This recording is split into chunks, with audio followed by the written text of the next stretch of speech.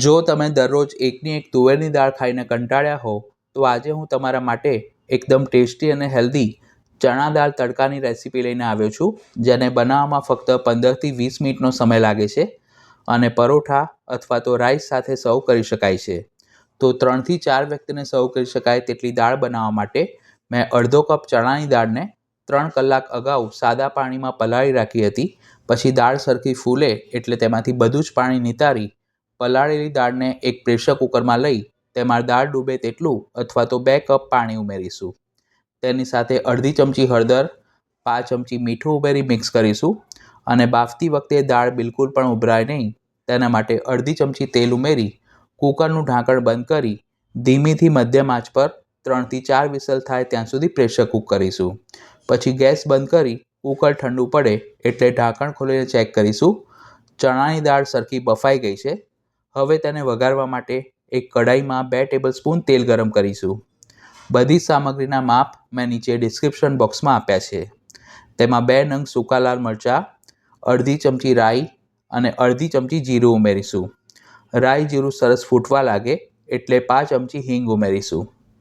તેની સાથે તીખાશ માટે અડધી ચમચી આદુ મરચાંની પેસ્ટ અને દાળનો કલર સારો આવે તેના માટે ચપટી હળદર અને 5 ચમચી કાશ્મીરી લાલ મરચું પાવડર ઉમેરી જે ચણાની દાળ બાફીને રાખી હતી તે તેમાં ઉમેરીશું. તેમાં 1 નંગ મધ્યમ ટુકડામાં સમારેલું ટામેટું અને 2 નંગ બારીક સમારેલા લીલા મરચાં ઉમેરી રૂટીન મસાલામાં 5 ચમચી હળદર, અડધી ચમચી લાલ મરચું, અડધી ચમચી ધાણા જીરું, સ્વાદ પ્રમાણે મીઠું અને ફ્લેવર માટે 5 ચમચી જેટલો ઘરે બનાવેલો પંજાબી ગરમ મસાલો ઉમેરી બધું જ સરખું મિક્સ કરીશું. પંજાબી ગરમ મસાલાની રેસીપી લિંક ઉપર આઈ બટન પર અને ડિસ્ક્રિપ્શન બોક્સમાં આપી છે. હવે દાળની કન્સિસ્ટન્સીને બેલેન્સ કરવા માટે તેમાં 1 કપ પાણી ઉમેરી કડાઈની ઉપર લીડ ઢાંકી તેને 5થી 7 મિનિટ માટે ધીમીથી મધ્યમ આંચ પર કૂક કરીશું.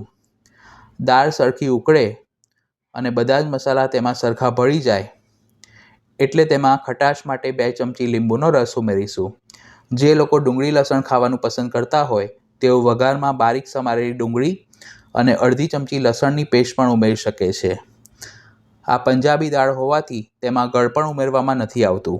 છેલ્લે તેમાં 1 ટેબલસ્પૂન જેટલી બારીક સમારેલી કોથમીર ઉમેરી મિક્સ કરી ગેસ બંધ કરીશું અને કડાઈની ઉપર લીડ ઢાંકી દાળને 5 મિનિટ માટે સિજવા દઈશું. પછી ગરમા ગરમ ચણા દાળ તડકાને આપણે સર્વિંગ પ્લેટમાં સર્વ કરીશું. તો તમે પણ આ રેસીપી ઘરે જરૂર ટ્રાય કરજો.